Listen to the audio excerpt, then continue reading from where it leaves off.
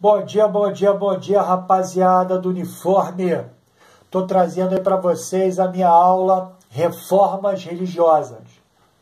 É uma aula da 700, é a aula 01 do B4 e possui 2 semanas de duração, com 9 conceitos históricos, cujo maior deles é o calvinismo, com 640 símbolos e tempo aproximado de produção historiográfica de 16 minutos e 52 segundos.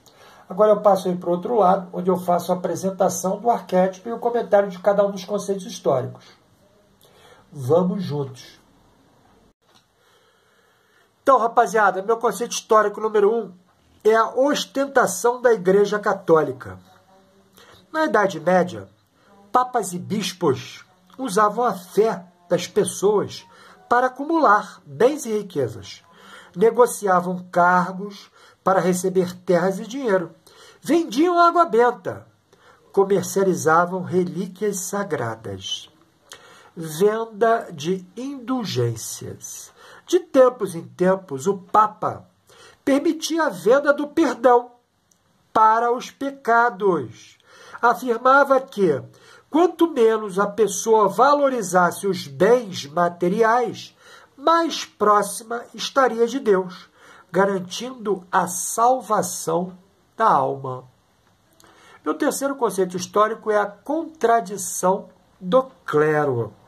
No catolicismo, os membros do clero deviam adotar o celibato, e a Igreja criticava o lucro e condenava a prática da usura, que era a cobrança de juros sobre os empréstimos. Mas havia casos de clérigos que mantinham romances secretos e tinham filhos. E a própria Igreja acumulava e ostentava muitas riquezas, o que desapontou católicos, que desejavam que a Igreja seguisse princípios de justiça, solidariedade e humildade. Note que esses 3 conceitos históricos vão dar formação à contestação e, consequentemente, às reformas. A primeira delas é 95 teses de Lutero. Em 1517, na cidade de Wittenberg, no Sacro Império Romano Germânico, o monge católico Martinho Lutero escreveu um documento com 95 críticas ou teses aos comportamentos do clero e colou esses manuscritos na porta da catedral da cidade, para que a população tomasse conhecimento de suas ideias.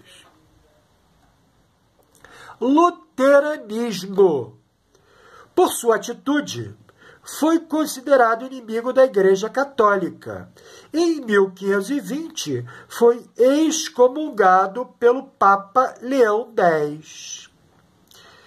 Defendia que a salvação da alma é obtida pela fé, que deve ser fortalecida por meio do estudo da Bíblia. Assim, tornou-se necessário traduzi-la, pois somente o clero tinha acesso da Bíblia em latim. Na Igreja Luterana, não há um poder equivalente ao do Papa. Os pastores podem se casar e ter filhos. Manteve 2 sacramentos, o batismo e a Eucaristia. A religião luterana espalhou-se com rapidez pelo Sacro Império Romano Germânico, atraindo descontentes com a Igreja Católica. Camponeses, porque eram explorados como servos. Nobres, porque tinham suas terras apropriadas. Burgueses, porque o comércio era uma atividade mal vista. Calvinismo. As ideias de Lutero foram seguidas em outros lugares. Na França, a Igreja exercia grande influência.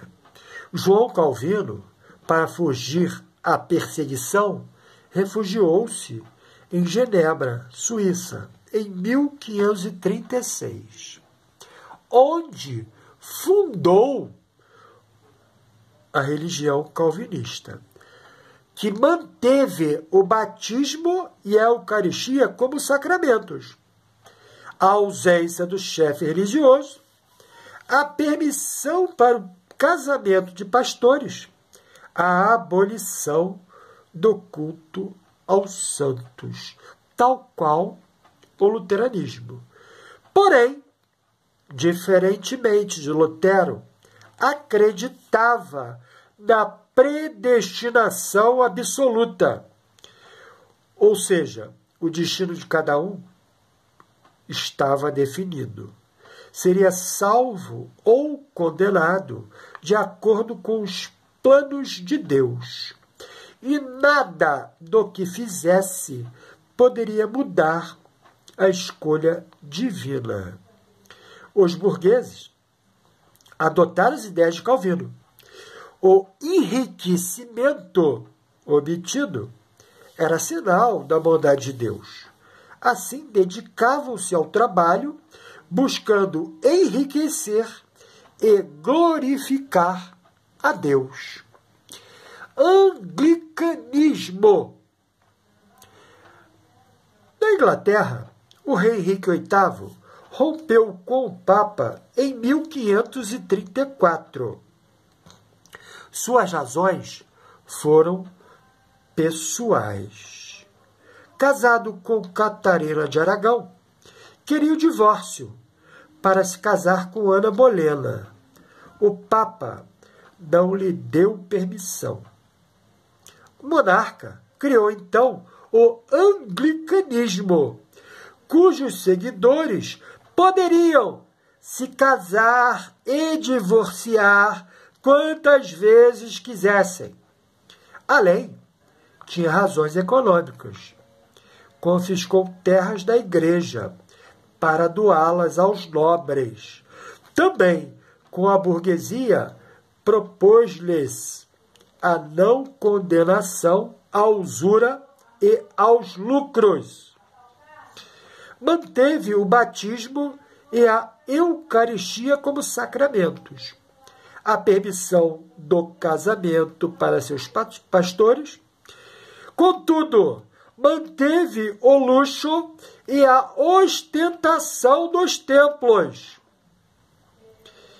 além das cerimônias e a existência de um chefe máximo da religião, que seria o próprio rei ou rainha, e não um papa. Contra-reforma católica.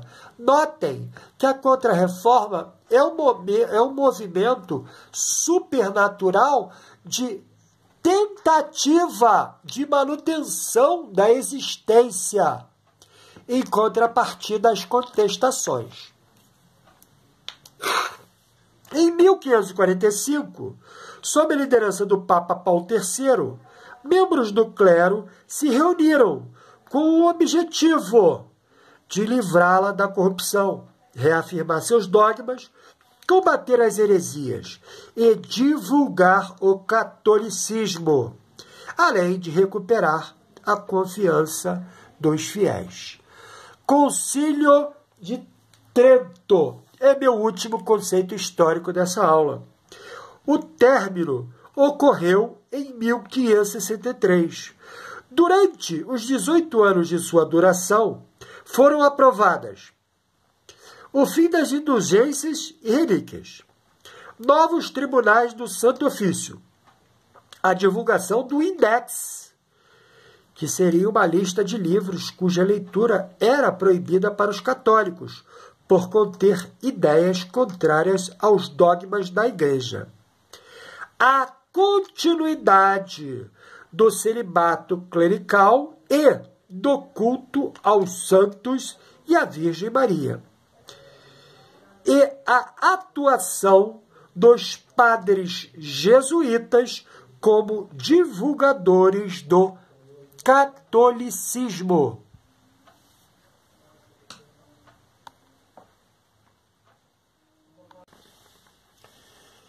E assim, rapaziada da 700, eu termino meu comentário sobre a aula Reformas Religiosas.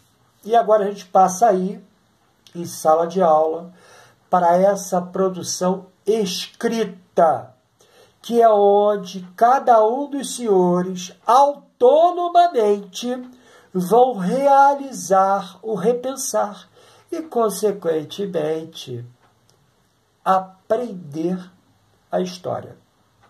Boa escrita para os senhores, nos vemos na próxima.